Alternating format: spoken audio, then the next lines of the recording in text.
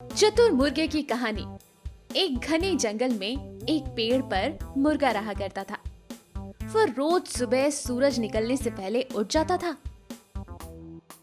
और उठने के बाद वो जंगल में दाना पानी चुगने के लिए चला जाता था।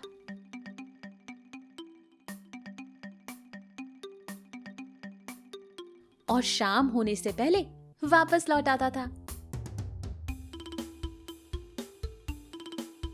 उसी जंगल में एक चालाक लोमड़ी भी रहती थी। वो रोज मुर्गे को देखा करती थी और सोचती थी, कितना बड़ा और बढ़िया मुर्गा है। अगर मेरे हाथ लग जाए तो कितना मजा आएगा। स्वादिष्ट भोजन बन सकता है ये। लेकिन मुर्गा कभी भी उस लोमड़ी के हाथ नहीं आता था। एक दिन मुर्गे को पकड़ने के लिए लोमड़ी ने एक तरकीब निकाली। वो उस पेड़ के पास गई जहां मुर्गा रहता था और कहने लगी, अरे मुर्गे भैया, क्या तुम्हें खुशखबरी मिली? जंगल के राजा और हमारे बड़ों ने मिलकर सारे लड़ाई झगड़े खत्म करने का फैसला कर लिया है। आज से कोई जानवर किसी दूसरे जानवर को नुकसान नहीं पहुंचाएगा। इसी बात पर आओ, नीचे आओ, हम गले लगकर एक दूसरे को बधाई तो दे दें। लोमड़ी की ये बात सुनकर मुर्गे ने मुस्कुराते हुए उसकी तरफ देखा और कहा, अरे वाह लोमड़ी बहन, ये तो बहुत अच्छी खबर है। पीछे देखो, शायद इसीलिए हमसे मिलने हमारे कुछ और दोस्त भी आ रहे हैं। लोमड़ी ने हैरान होकर पीछे देखा। दोस्त? कौन सा दोस्त? मुर्गे ने कहा, अरे वो शिकारी कुत्ते, वो भी अब हमारे दोस्त है ना। देखो तो पीछे है। कुत्तों का नाम सुनते ही लोमड़ी ने न आओ देखा और न ताओ। उनके आने की उल्टी दिशा में लोमड़ी दौड़ पड़ी। अरे बचाओ! मुर्गे ने हंसते हुए लोमड़ी से कहा, अरे अरे लोमड़ी बहन, कहाँ भाग रही हो? अब तो हम सब दोस्त है ना। आओ, गले तो मिल लो इनसे। हाँ, दोस्त तो है, लेकिन शायद शिकारी कुत्तों को अभी तक खबर नहीं मिली है। ये कहते हुए लोमड़ी वहां से भाग निकली और मुर्गे की सूझबूझ की वजह से उनकी जान बच गई। तो देखा, इस कहानी से हमें ये सीख मिलती है कि किसी की बात पर आसानी से विश्वास नहीं करना चाहिए और चालाक लोगों से हमेशा सावधान रहना चाहिए। ऐसी और अमेजिंग कहानियों के लिए हमारे चैनल को लाइक और सब्सक्राइब करना ना भूलें। शुक्रिया। होशियार बकरी। ये बहुत दिनों की बात है। एक बार एक बकरी रास्ता भूल गई और जंगल चली गई। वो जंगल उसके लिए नया था। बकरी मन ही मन सोच रही थी, अरे मैं अपने मालिक से बिछड़ गई और इस जंगल में आ गई हूँ। यहाँ इतने बड़े बड़े जानवर होंगे, अगर कोई मुझे मिल गया तो, किसी ने मुझे खा लिया तो मैं कैसे बचूंगी? अपने आप को बचाना तो मुझे आता ही नहीं। कि तभी रास्ते में बकरी को एक शेर नजर आया। अरे बाप रे, इतना बड़ा शेर! ये शेर तो इधर ही आ रहा है। इस शेर से अपने आप को कैसे बचाऊं? बकरी सोच में पड़ जाती है और एकदम से जोर से चिल्लाने लगती है, अरे वाह, आज सुबह तो मैंने बाघ को खा लिया, फिर भी मेरी भूख नहीं मिट रही। कोई और बाघ अगर इस रास्ते में आ रहा होगा तो आज मैं उसे भी खा जाऊंगी। मेरी भूख मिट जाएगी। मैं कब से इंतजार कर रही हूँ, लेकिन मेरे रास्ते में कोई बाघ आ ही नहीं रहा है। अरे बाघ नहीं तो कोई और जानवर ही आ जाए।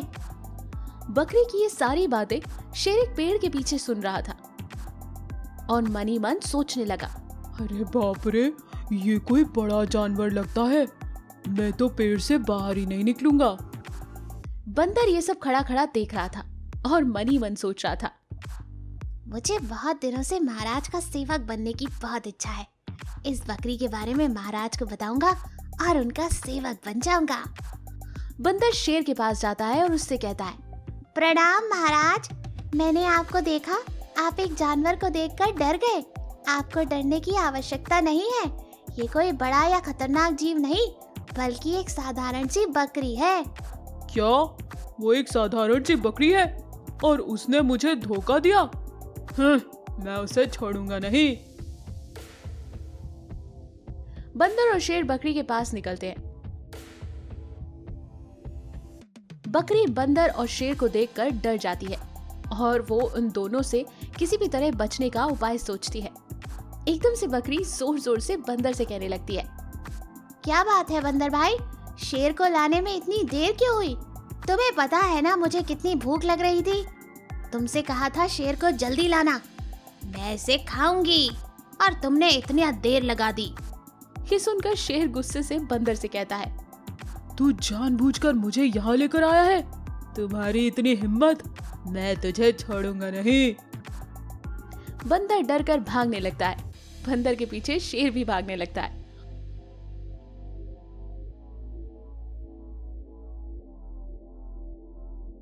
और इस तरह बकरी अपनी जान बचाकर वहां से निकल लेती है।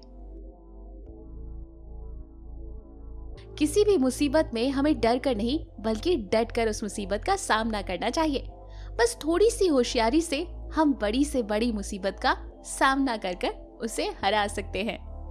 आपको हमारी ये कहानी कैसी लगी हमें कमेंट बॉक्स में जरूर बताएं। और यदि आप ऐसी ही और भी कहानियां सुनना चाहते हैं तो हमारे चैनल को सब्सक्राइब करना ना भूलें। शुक्रिया। बाज का झुंड और टापू। बाज का एक झुंड खाने की तलाश में भटक रहा था। उड़ते उड़ते वह एक समुद्री टापू पर पहुंच गए। वह जंगल उनके लिए स्वर्ग के समान था। वहां मेंढक, मछली और कई सारे समुद्री जीव मौजूद थे। इससे भी बड़ी बात यह थी कि वहां बाज का शिकार करने के लिए कोई जंगली जानवर नहीं था, इसलिए वो बहुत आसानी से यहां रह सकते थे। जवान बाज तो बहुत ज्यादा ही उत्साहित थे। उनमें से एक ने बोला, वाह, मजा आ गया, इसलिए मैं यहाँ से तो कभी नहीं जाऊंगा। यहाँ तो हमें बैठे बैठे ही खाने को मिल रहा है। बाकी बाज भी उसकी बातों में हाँ मिलाने लगे और वह खुशी से झूलने लगे। सबके दिन मौज मस्ती से बीत रहे थे, पर उस झुंड में सबसे बुढ़ा बाज इससे खुश नहीं था। एक दिन वह अपनी चिंता जाहिर करते हुए बोला, भाइयों, हम बाज हैं। हमें अपनी ऊंची उड़ान और अचूक वार की ताकत की वजह से जाना जाता है, पर जब से हम यहाँ आए हैं हर कोई आराम कर रहा है।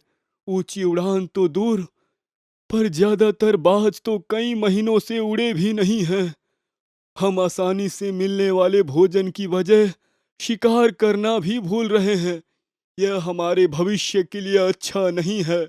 इसलिए मैंने फैसला किया है कि मैं इस टापू को छोड़कर वापस अपने जंगल में लौट जाऊंगा। जिसको भी मेरे साथ चलना हो वह आ सकता है। बुढ़े बाज की बात सुनकर बाकी बाज उस पर हंसने लगे। किसी ने उसे पागल कहा तो कोई उसे मूर्ख की उपाधि देने लगा। बुढ़ा बाज बेचारा अकेला ही जंगल में वापस लौट गया। समय बीता। कुछ वर्षों के बाद उस बुढ़े बाज ने सोचा, जाने मैं अब कितने दिन जीवित रहूं। क्यों ना चलकर अपने पुराने साथियों से मिल लिया जाए।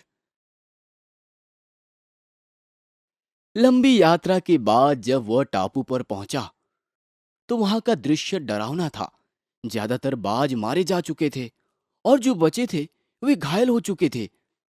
तब यह दृश्य देखकर बुढ़े बाज ने पूछा, ये कैसे हो गया? घायल हुआ एक बाज बोला, हमें माफ कर दीजिए। हमने आपकी बातों को ध्यान नहीं दिया, बल्कि हमने आपका मजाक उड़ाया। आपके जाने के कुछ महीनों बाद एक बड़ी सी जहाज इस टापू पर शेरों के एक दल को छोड़ गई। शेरों ने पहले तो हम पर हमला नहीं किया, पर जैसे ही उन्हें पता चला कि ना हम सब ऊंचा उड़ सकते हैं और ना पंजों से हमला कर सकते हैं, तो उन्होंने हमें खाना शुरू किया। अब हमारी आबादी खत्म होने की कगार पर है। बस मेरे जैसे कुछ घायल बाज ही जिंदा बचे हैं। बुढ़ा बाज सिर्फ इसे अब देखकर अफसोस ही कर सकता था। वो वापस जंगलों की तरफ अकेला ही उड़ गया। सीख, अगर हम अपनी शक्ति का उपयोग नहीं करते तब हमारी शक्ति धीरे धीरे कम होने लगती है। इसलिए हमें अपने अभ्यास के जरिए अपनी शक्तियों को बनाए रखना चाहिए। आपको हमारी ये कहानी कैसी लगी हमें कमेंट बॉक्स में ज़रूर बताएं। और यदि आप ऐसी ही और भी कहानियां सुनना चाहते हैं तो हमारे चैनल को सब्सक्राइब करना ना भूलें। शुक्रिया।